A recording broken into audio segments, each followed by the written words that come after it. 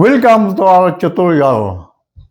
We are now on lesson 3, how to connect the series circuit.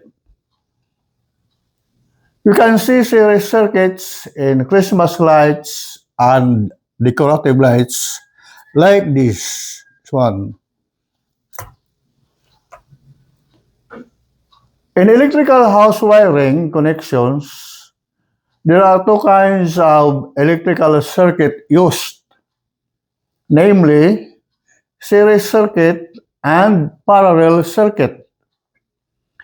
In electronics, they use three, namely series circuit, parallel circuit, and the series parallel circuit.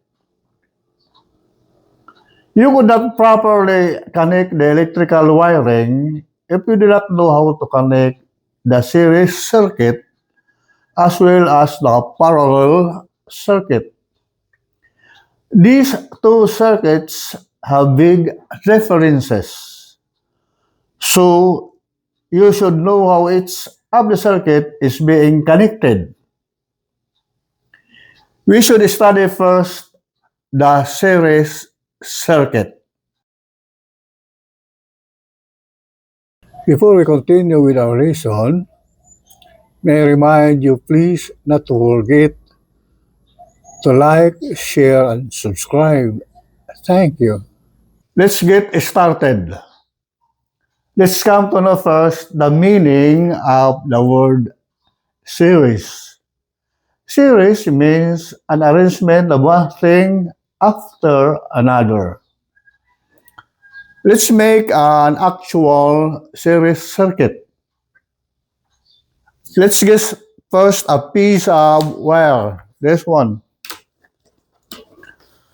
Then we insert the socket for the bulb this way, along the wire. So the arrangement of the sockets is one after another, one after another, one after another. So to insert the socket to the wire, of course, you have to cut this wire. Then you connect this to the socket. But you have to remove first the insulator at the end of the wire before you connect. This way. And the other side.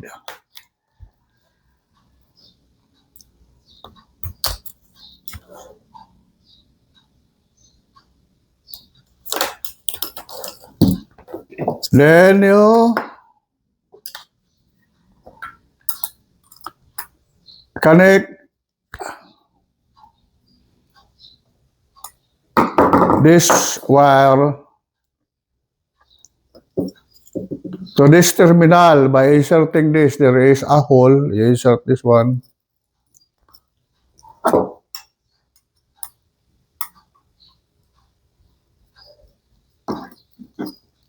Then you tighten the screw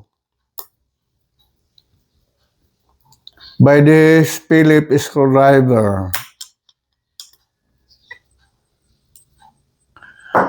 Do the same with the other terminal. So loosen the screw.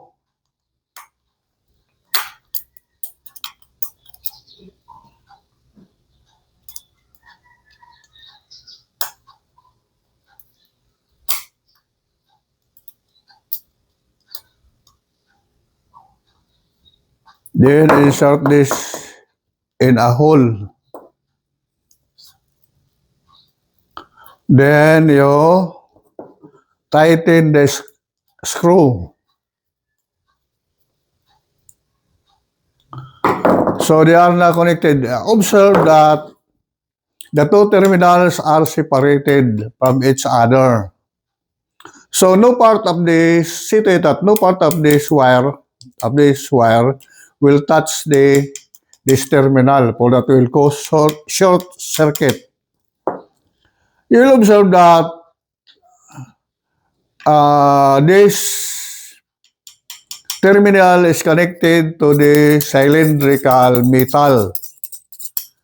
And this terminal is connected to the center. This one, there is another metal at the center.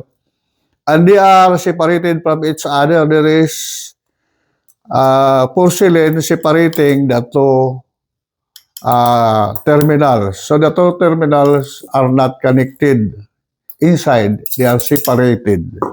So there is now a gap in between this metal and the cylindrical metal.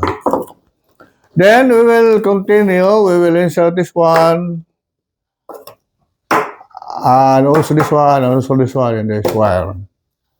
I have finished inserting the sockets along the line, along the wire. One. So let's place now a bulb.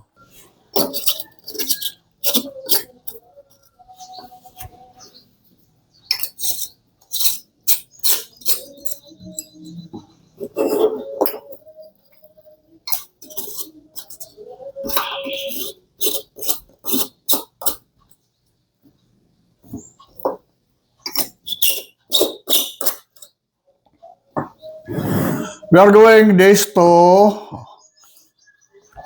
connect to the source of electricity.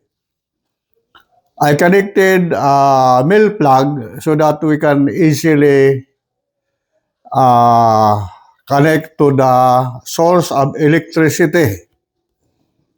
Our source of electricity this time is the convenience outlet, since this is connected to the source of electricity. Observe. Oh, there is now a light.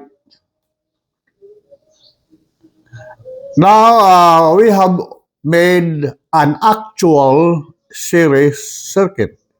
This is an actual series circuit. The bulb are connected along one wire. Now observe. I will take out this bulb. What did you observe? There is no more light. Why? In this bulb, there is a gap. As I have shown you, that the cylinder and the metal connected to these terminals, they are separated. There is a gap. So now there is a gap. The current or electricity cannot pass through. I will return the bulb. Observe. There is light. Now let's take out this bulb. Again, there is no light. Why? There is a gap inside. Electricity could not pass through the wire.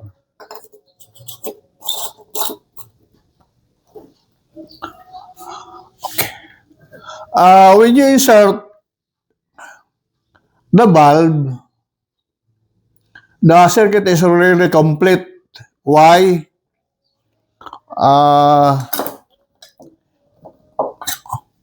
The one terminal of that filament of the bulb is connected to the cylinder. And the filament, the other filament, so one cylinder of, this cylinder of the bulb is connected to one filament inside one terminal of the filament. And this one is connected to the other terminal of the filament. And if we will place this inside, this is connected now to this metal terminal. So the circuit now is complete. So the electricity could pass through. You can also observe that the light is dim. The light is not so bright. It is dim.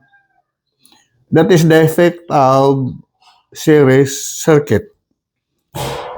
Now let's insert other bulbs.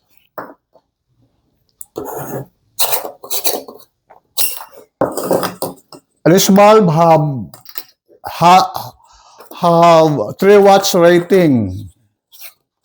So they have the same rating. 3 watts.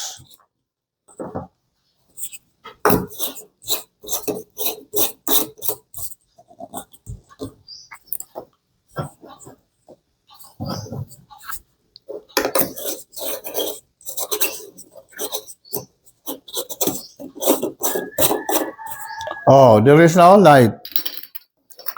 But when you remove this bulb, the other bulbs are affected because, as I have told you, there is a gap between the 2 terminals of your socket.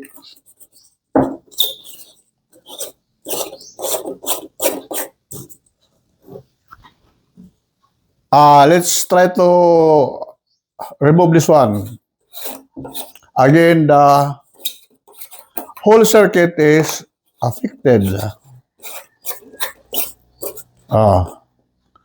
Let's try to remove this. Again, affected. How about if we will place this bulb? This has 20 watts rating. Observe.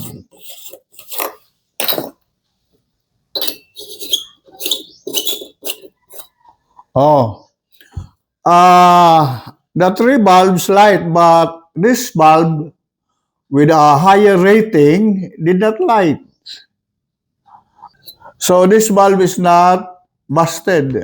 This is gold. So that's why there is light. Now, observe if I will place another bulb.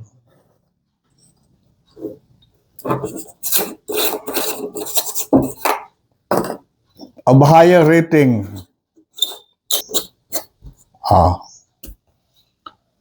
The only 2 bulbs are lit, or the other is light. Now replace this with another. Again, only 1 bulb lights.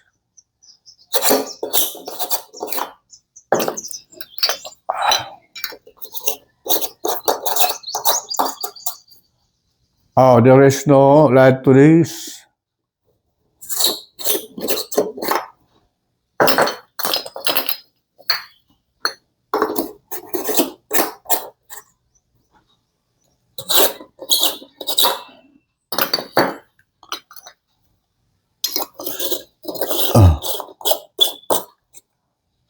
There is only 1 light.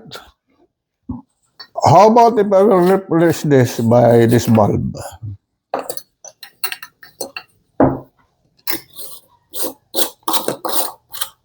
Oh, there is light but dim. So there are disadvantages of series circuit.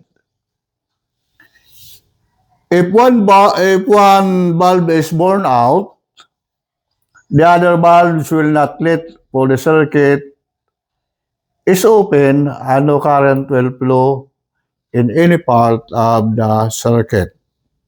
Like this one, if we will place a damaged bulb, there will be no light.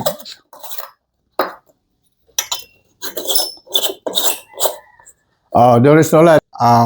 Burned bulb. If you have a gold bulb like this one, there will be light.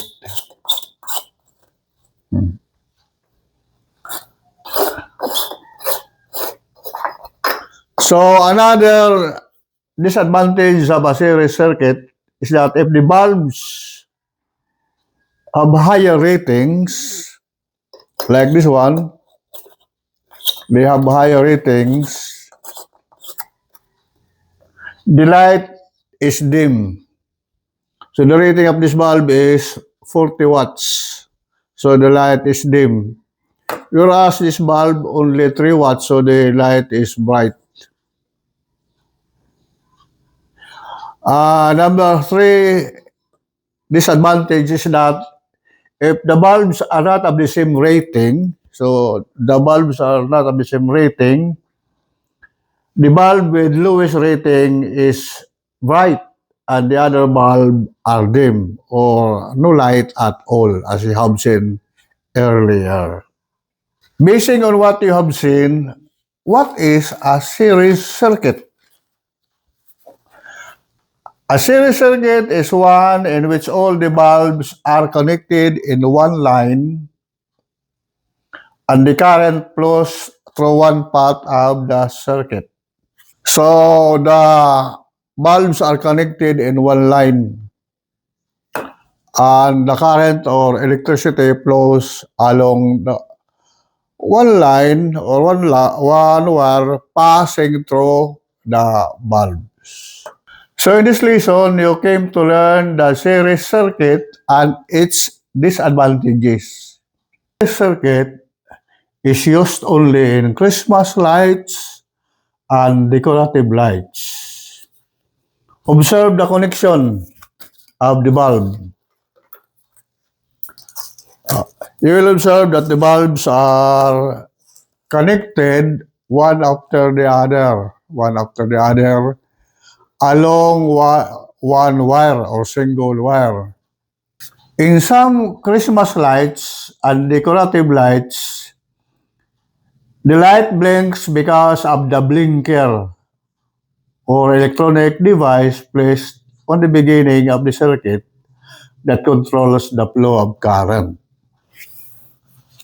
You will observe that this bulb do not blink. This bulb do not blink because there is no blinker placed at the beginning. Whereas this blinks because of this electronic device observed.